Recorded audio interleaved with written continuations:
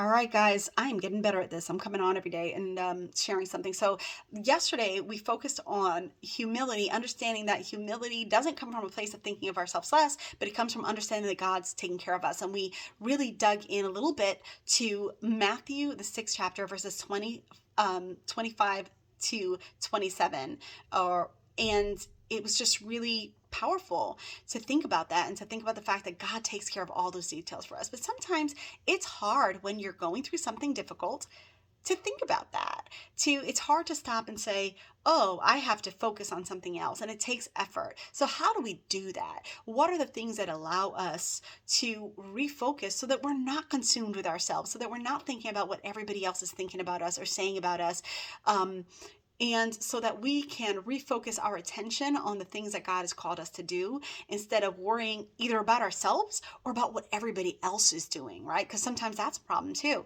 And I'll tell you, just recently, I have a family member that's going through some health challenges, and it's been a really big struggle for me personally because it's somebody that's very close to me, and I was really overwhelmed with it. And so I asked a good friend of mine from church if she wouldn't mind adding us to the prayer list. And when she did that, I got a card from the prayer pastor, the pastor that oversees that ministry, and it had a scripture in it. And it was a scripture that reminded me of exactly how we overcome our anxiety, our fears, our these overwhelming thoughts that sometimes control our minds. Fear because when we turn on the news, something bad is happening everywhere in the world. Fear because we look at the world around us and say, "Oh my God, everything's falling apart. People are making bad decisions. I'm making bad decisions. My life is falling apart. People I love are hurting."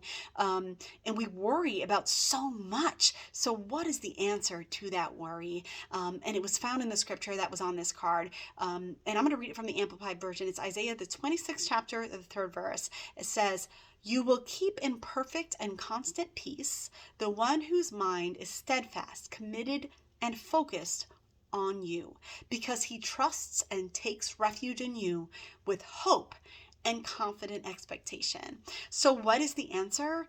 It's just shifting our focus from all the craziness that's going on in this world to the God who created this world.